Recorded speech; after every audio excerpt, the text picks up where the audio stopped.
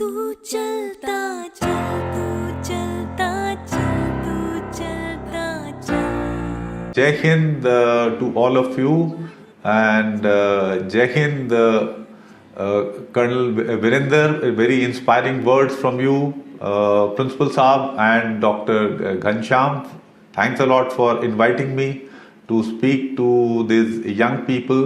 अच्छा, मेरा एक सवाल है आप लोगों से, पहले ही इससे पहले मैं स्टार्ट करूं, पिछले 3 साल में आपके कॉलेज से कितने कैंडिडेट एनसीसी वाले रेकमेंड हुए हैं? More than 4 cadets have been recommended, sir. More? And 2 got commissioned last year only, sir. अच्छा, that is very very good, बहुत बढ़िया।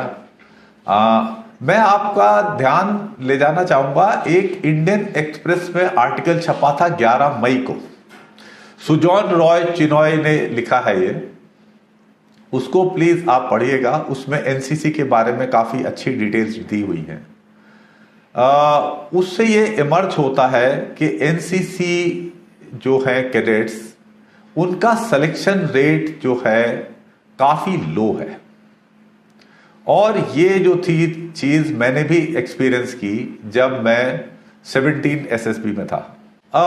इसको समझने के लिए इसका क्या सॉल्यूशन है, इसके लिए मैं कुछ बातें आपसे शेयर करना चाहूंगा। हाईएस्ट परसेंटेज क्लियरेंस जो है वो एनडीए और सीडीएस आईएमए एंट्रीज का होता है। इनका सिलेक्शन रेट करीब 15 से 20% होता है। और इसका प्राइमरी रीजन ये है कि जो कैंडिडेट्स ये एग्जाम क्वालिफाई करके आते हैं, उनका जो है एकेडमिक कॉम्पिटेंस जो है वो एक एडिक्वेसी लेवल की होती है। हम जब ऑफिसर लाइक क्वालिटीज का असेसमेंट करते हैं तो उसमें स्टार्टिंग से अगर आप कहीं भी देखें, वेबसाइट्स वगैरह में आपने देखा होगा, सबसे पहली क्वालिटी आती है रीजनिंग एबिलिटी, उसके बाद आती है इफेक्टिव इंटेलिजेंस, फिर एक क्वालिटी आती है सेंस ऑफ रिस्पॉन्सिबिलिटी। अब जो स्टूडेंट जो हैं जिनके पास ये क्वालिटीज ठीक ठाक हैं, तो उनकी एकेडमिक कॉम्पिटेंस भी ठीक ठाक होने के चांसेस हैं, तो वो ये जो है एग्जाम्स पास कर लेते हैं। और वो जब ये एग्जाम्स पास करके आते हैं तो उनका जो है सिलेक्शन का चांस जो है काफी ठीक होता है। मैंने कभी भी कोई बैच वॉश आउट होता हुआ एनडीए या सीडीएस आईएमए का नहीं देखा। लेकिन short service technical, short service non technical भी कई बार ओटीए वाला, और एनसीसी के मैंने बहुत बैचेस देखे हैं जिसमें कंप्लीट के कंप्लीट बैचेस में कोई सेलेक्ट नहीं होता। तो सबसे पहली बात मैं आपको सुझाव दूंगा कि प्लीज एनसीसी को एंट्री को आप बोनस मान के चलें कि आपके पास ये जाने का एक जरिया मिल रहा है एसएसबी में, लेकिन इसको अपना मेन टूल मान के ना चलें। मेन जो है आप जरिया मान के चलें सीडीएस या एफकैट का एग्जाम। तो मैं आपसे कहूंगा, अगस्त में इम्तहान आ रहा है एफकैट का और नवंबर में इम्तहान होगा सीडीएस का। उनकी आप सिस्टमैटिकली तैयारी करें और एफकैट एग्जाम में मार्क्स जो है 200 प्लस का टारगेट करें, और जो है सीडीएस आईएमए के लिए 160 मार्क्स को टारगेट करके चले। हमारे पास गर्ल स्टूडेंट्स भी हैं आपके इसमें ना, यहां पर? Yes, sir. तो गर्ल स्टूडेंट्स ख्याल रखें कि उनको मार्क्स जो है ज्यादा और लेने की जरूरत है। करीब 10% प्लस में 210 मार्क्स मान के चलें एफकैट के लिए और 130 ओटीए के लिए, क्योंकि उनका जो है मेरिट में प्रॉब्लम हो जाती है। ठीक, तो सबसे पहली सलाह तो यह है कि आप अपनी एकेडमिक कॉम्पिटेंस सही बनाएं और इन एंट्रीज की तरफ फोकस रखें और एनसीसी को बोनस मान के चलें। मेरा दूसरा सुझाव यह है कि आज के दिन में मैं देखता हूं बहुत से स्टूडेंट जो हैं वो अपना ग्रेजुएशन करने के बाद 2-3 साल बैठे रहते हैं घर में कि सरकारी इम्तहान की तैयारी कर रहे हैं। CDS, AFCAT, CAPF, CGL. अब ये जो चीज है ये आपके अगेंस्ट जाती है। क्यों जाती है ये मैं आपको समझाता हूं। पहली बात तो क्या है, एक जो है जिम्मेवार जो नागरिक है उसकी जिम्मेवारी सबसे पहले स्टार्ट होती है अपने परिवार से। तो वो एक प्रोडक्टिव स्टेज में आ रहा है अपनी लाइफ के, और वो प्रोडक्टिव नहीं हो रहा, वो घर में बैठ के इम्तिहानों की तैयारी कर रहा है, तो हम इसको जो है गैर जिम्मेवार बिहेवियर मानते हैं। ये काम नहीं होना चाहिए। अगर आप मास्टर्स कर रहे हैं, एकेडमिक लाइन में परसू कर रहे हैं हायर एकेडमिक्स में, और वो उससे आपके आगे के गोल्स हैं, तो मेरी उसमें कोई वो नहीं है उसके खिलाफ। ठीक है, आप मास्टर्स कर रहे हैं तो अच्छी बात है, लेकिन अगर आप नहीं कर रहे हैं और खाली बैठ के तैयारी कर रहे हैं तो ये ठीक नहीं है, ये गैर जिम्मेवारी का इंडिकेटर है। और दूसरा एक और चीज भी है कि जब आप घर बैठे रहते हैं तो आपका डेवलपमेंट नहीं होता, क्योंकि प्रोग्रेस जो है जिंदगी में सिस्टमैटिक होता है।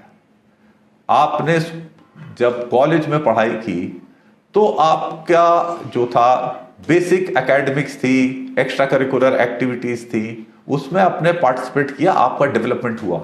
जिन लोगों ने एनसीसी ली उन ये भी एक्स्ट्रा करिकुलर है, इसमें आपका ऑलराउंड डेवलपमेंट काफी मिला, आपको लीडरशिप रोल्स मिले, काफी चीजें फौज के बारे में सीखने को मिली, सोशल सर्विस के आपने कई कई टास्क किए, मुझे पता चला है कोविड के लिए काफी एनसीसी वाले इन्वॉल्व हैं। तो बहुत कुछ आप चीजें सीख रहे हैं जो कि जिंदगी में बहुत वैल्यूएबल है, इनकी वैल्यू है। लेकिन जब आप घर बैठ जाते हैं और आप प्रोडक्टिव नहीं होते तो आपका ग्रोथ जो है वो स्टैग्नेट करता है।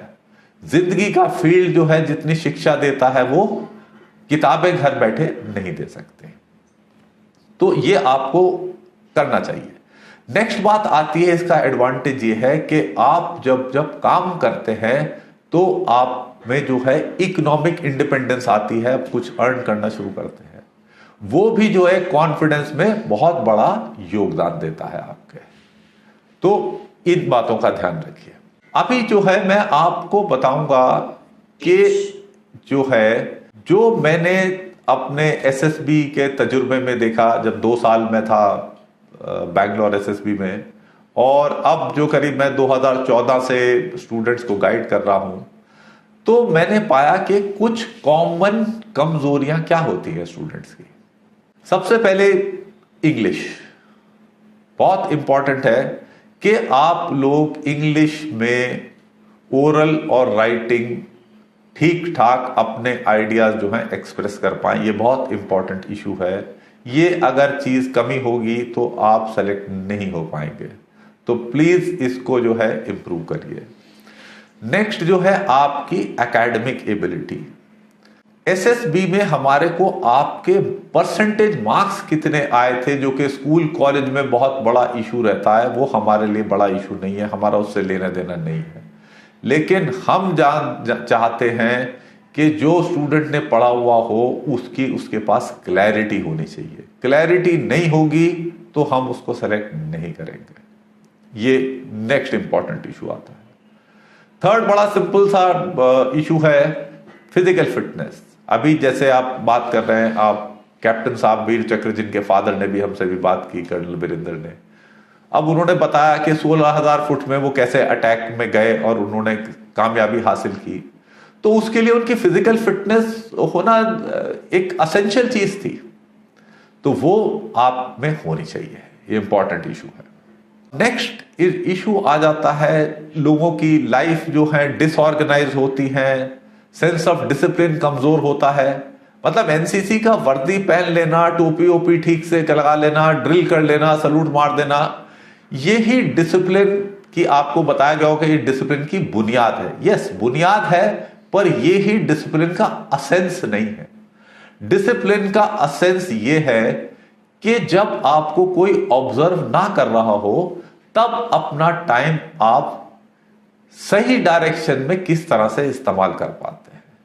यही असेंस है सेल्फ डिसिप्लिन का, और ये वर्दी पहन लेने और टोपी पहनने से नहीं आ जाता।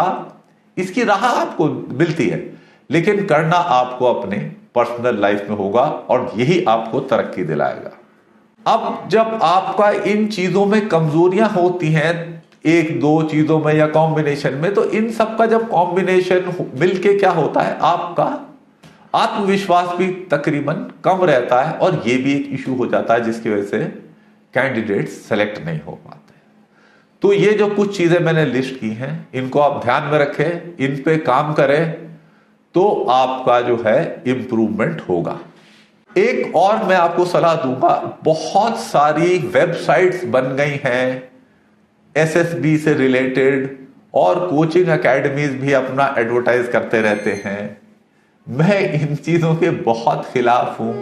उससे आप लोग गलत शिक्षा ले लेते हैं। वो कहते हैं आप साइकोलॉजी के टेस्ट प्रैक्टिस करो, कहानियां लिखते रहो, और मुझे मिलते हैं कई, हाँ यशवंत हंस रहा है कि उसको भी ऐसे ही कुछ मिले होंगे गाइड करने वाले, कि पिक्चर देख के कहीं भी देखो स्टोरी लिखनी शुरू कर दो, कोई सिचुएशन आए उसकी एसआरटी बना के सॉल्व करते रहो कि बेस्ट सोल्यूशन क्या होगा, इंटरव्यू में क्या सवाल होंगे उसके। मैंने देखा रजिस्टर भरे हुए होते लोगों पे 400 पेज के, कि ये सवाल हैं तो उनके हम ये जवाब देंगे और फिर हमारी बात बन जाएगी।